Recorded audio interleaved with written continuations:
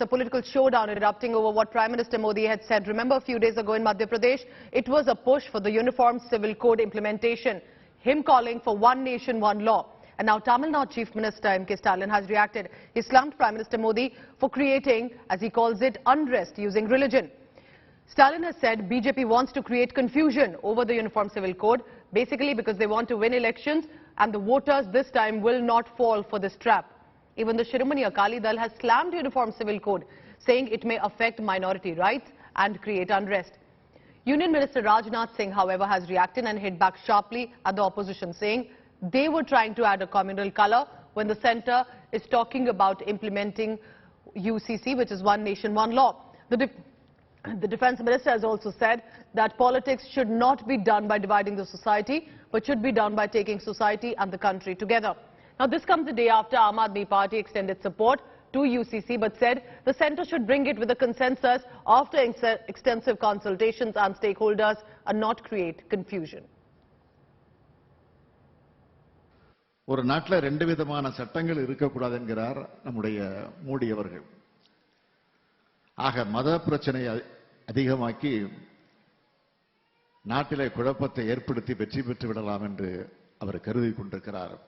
நிச்சயமாக உறுதியாக வர இருக்கக்கூடிய நாடாளுமன்ற தேர்தலில் பாரதிய ஜனதா கட்சிக்கு சரியான பாடத்தை மக்கள் வழங்குவதற்கு தயாராக இருக்கிறார்கள், தயாராகிவிட்டார்கள். जो आजकल ये कर रहे हैं कि यूनिफाइड कॉमन कोड होना चाहिए, मैं समझता हूं उसकी तरफ इनको सोचना चाहिए. ये मुल्क डाइवर्स है, इसमें हर किस्म के लोग रहते हैं, हर मजहब रहता है, हर जबान के लोग रहते हैं, हर सोच के लोग रहते हैं और मुसलमानों का अपना शरीयत लॉ है, उसकी तरफ भी इनको नजर रखनी चाहिए और इसके बजाय कि इसको आगे चलाएं, इस पे बार बार सोचें कि कहीं कोई तूफान ना आए अगर इसके लिए इन्होंने कोई कदम उठाया. देखिए, जहां तक यूनिफॉर्म सिविल कोड का सवाल है, 21वां विधि आयोग ये स्पष्ट कर चुका है कि ना ये उपयुक्त है ना आवश्यक है. इसके बावजूद भारतीय जनता पार्टी को इसकी याद क्यों आ रही है? निश्चित रूप से 2024 के लोकसभा चुनाव करीब हैं और जनता का ध्यान भटकाने के लिए ऐसे मुद्दे सामने लाए जाएंगे. जिस प्रकार से आरएसएस के मुखपत्र ऑर्गेनाइजर ने कहा कि प्रधानमंत्री मोदी और हिंदुत्व भारतीय जनता पार्टी को चुनाव 2024 में नहीं जिता सकता, तो इस प्रकार के मुद्दे जो भारतीय जनता पार्टी की नफरत फैलाने वाली लेबोरेटरी है उससे बाहर निकल के जनता के बीच में आएंगे. हम जो करने जा रहे हैं, जो बात संविधान के निर्माताओं ने नीति निदेशक सिद्धांत में संविधान में लिखी है, उसी को लागू करने जा रहे हैं, उन्हीं के वचन को पूरा करने जा रहे हैं. जो संविधान में है, क्यों हमारे ऊपर आरोप लगाए? क्या उसमें पंडित जवाहरलाल नेहरू नहीं थे? क्या उस संविधान सभा में सरदार वल्लभ भाई पटेल नहीं थे? क्या बाबा साहब भीमराव अम्बेडकर नहीं थे? क्यों मोदी जी को लांछित किया जाता है? क्या मैं दावे के साथ कहना चाहता हूं, यह कोई कहे कि नहीं हमको यह आजादी मिल जानी चाहिए, हम कितनी शादी करना चाहे करें, नहीं होगा भारत. ऑलरेडी प्रधानमंत्री जी ने जो कहा है कि तुष्टिकरण नहीं बल्कि संतुष्टिकरण करेंगे, तो सब संतुष्ट हो जाएंगे, कोई विरोध नहीं करेंगे. कुछ ऐसे लोग हैं जो विरोध कराने का एक ठेका ले लिए है. जनता सब लोग मिल के रहना चाहते हैं, चाहे हिंदू हो या मुसलमान. इसलिए ये कॉमन सिविल कोड तो निश्चित रूप से लागू होना ही चाहिए और इसके लिए निश्चित रूप से जितना जल्दी से जल्दी अब उसकी प्रक्रिया हो सकती है उसको सरकार पूरा करने के लिए संकल्पित रहेगी. प्रधानमंत्री जी ने अब तक कोई दस्तावेज ही नहीं रखा देश के सामने. इसका मतलब भारतीय जनता पार्टी का मकसद यूसीसी पास करना नहीं है, यूसीसी के ऊपर खाली राजनीति करना है. अगर यूसीसी पास करने का मकसद होता तो 9 साल से भांग खाकर यह सरकार क्यों सो रही थी? अब तक यूसीसी क्यों नहीं बनाया आपने?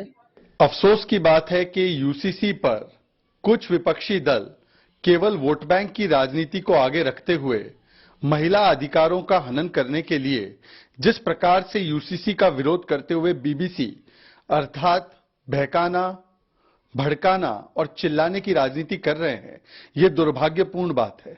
भारत के संविधान में जो प्रावधान है धारा 44 में, उसके अंतर्गत ही जो है उस पर सारे काम होने हैं. ड्राफ्ट बनाने वाली कमेटी है, यूसीसी कमेटी, उस पर काम कर रही है और वो सबके हित में आएगा. एक देश में सबके लिए एक समान कानून होना चाहिए, इसकी मांग लंबे समय से उठती रही है. हमने उत्तराखंड में इसकी शुरुआत की है. देवभूमि इसके लिए अगुवाई कर रही है और आने वाले समय में हमारी तो अपेक्षा है कि देश भर में ये कानून लागू होना चाहिए। अलग अलग राज्यों के यूसीसी का कोई सवाल ही नहीं, तो फिर कॉमन सिविल कोड कहाँ रह गया? यूनिफॉर्मिटी कहाँ रह गई जब अलग अलग राज्यों के होंगे? एजेंडे को पूरा करने के लिए कॉमन सिविल कोड ला रहे हैं, तो फिर धामी जी ने जो है मोदी जी से पहले पहल ले ली है। और यदि समाधान के लिए कुछ पहल ला रहे हैं तो राष्ट्रीय स्तर पर आप बातचीत शुरू करिए लोगों से, और उसको चुनाव का मुद्दा क्यों बना रहे हो? यदि राजनीति का मुद्दा बनाओगे तो विवाद खड़े होंगे। सुफियान जी, आपका क्या पक्ष है यूसीसी की बात जब होगी? प्रधानमंत्री ने तो साफ करा कि वन नेशन वन थ्योरी। अभी देखिए, ये बात हम शुरू से कह रहे हैं कि यूसीसी हमारे देश की जो मल्टीकल्चरल तहजीब है, जो मिली जुली संस्कृति है, जो मुख्तलिफ तहजीबों के मानने वाले रहते हैं, कहीं ना कहीं उसकी खिलाफ वर्जी करता है। और दूसरी सबसे बड़ी बात यह है कि जो डायरेक्टिव प्रिंसिपल है उसमें कानून में ये कहा गया है कि स्टेट शैल इंडिवर, ये बात नहीं कही गई है कि स्टेट किसी भी सूरत में जबरन या तशद्दुद के साथ कोई ऐसा कानून बना देगा कि जो कहीं ना कहीं फंडामेंटल राइट का हनन करता हो। हम ये देखते हैं जब आर्टिकल 21 या आर्टिकल 25 से लेकर 30 हमारे फंडामेंटल राइट की बात करता है। आर्टिकल 21 हमें डिग्निटी और लिबर्टी के साथ जीने का अधिकार देता है, और फिर हमें यह हक और इख्तियार दिया जाता है कि हम अपने मजहब पर पूरी आजादी के साथ अमल करें। और उसके बाद यूसीसी के जरिए से यह बात कही जाती है कि आप अपने मजहब पर आजादी के साथ अमल नहीं करेंगे, तो मुझे लगता है कि कहीं ना कहीं ये फंडामेंटल राइट का हनन है। क्योंकि एक मर्तबा जब ये बात कह दी गई कि आप एक हिंदुस्तानी की हैसियत से अपने मजहब पर आजादी के साथ मुल्क में अमल कर सकते हैं, तो फिर मुझे नहीं लगता है कि यूसीसी एक ऐसे मुल्क में जहां पर हर जात और बिरादरी का कल्चर और तहजीब अलग हो। വളരെ ഗൗരവത്തിൽ രാജ്യം ചർച്ച ചെയ്യേണ്ടുന്ന ഒരു വിഷയമാണ്. ഭരണഘടനയുടെ 25ാം ആർട്ടിക്കിൾ പറയുന്നത് ഓരോ പൗരനും അയാൾക്ക് ഇഷ്ടമുള്ള വിശ്വാസം ഉൾക്കൊള്ളുവാനും അത് ആചരിക്കുവാനും അത് പ്രചരിപ്പിക്കുവാനുമുള്ള സ്വാതന്ത്ര്യമുണ്ട് എന്നുള്ളതാണ്. ഭരണഘടനയുടെ 25ാം ആർട്ടിക്കിളിനെ ഹനിക്കലാണ് യഥാർത്ഥത്തിൽ ഏക സിവിൽ കോഡ് മൗലികാവകാശങ്ങളെക്കാൾ ഒരിക്കലും തന്നെ മുൻഗണന അർഹിക്കുന്ന കാര്യമല്ല. ഏക സിവിൽ കോഡ് നടപ്പിലാക്കാനുള്ള പദ്ധതികളിൽ നിന്ന് കേന്ദ്ര സർക്കാർ പിന്മാറണമെന്നാണ് ഈ ഘട്ടത്തിൽ ആവശ്യപ്പെടാനുള്ളത്. So that's the latest. The clerics in Kerala have also now reacted sharply against Uniform Civil Code, alleging discrimination. Now, here's what, as a background for you, what did Prime Minister Modi say in Madhya Pradesh? This was on Tuesday, which has now led to a full-blown political debate. Bharat के मुसलमान भाई बहनों को भी ये समझना होगा कि कौन से राजनीतिक दल उन्हें भड़का करके उनका फायदा लेने के लिए उनको बर्बाद कर रहे हैं। आजकल हम देख रहे हैं कि यूनिफॉर्म सिविल कोड के नाम पर ऐसे लोगों को भड़काने का काम हो रहा है।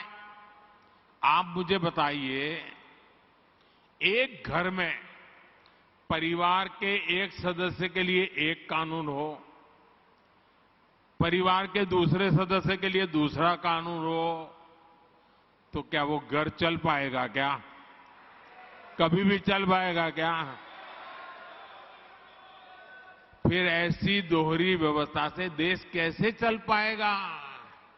हमें याद रखना है कि भारत के संविधान में भी नागरिकों के समान अधिकार की बात कही गई है।